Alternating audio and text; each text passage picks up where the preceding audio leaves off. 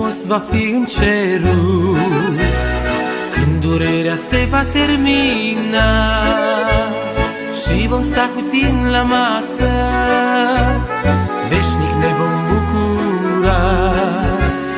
Ce frumos va fi în cerul când durerea se va termina și vom sta cu tine la masă, veșnic ne vom bucura.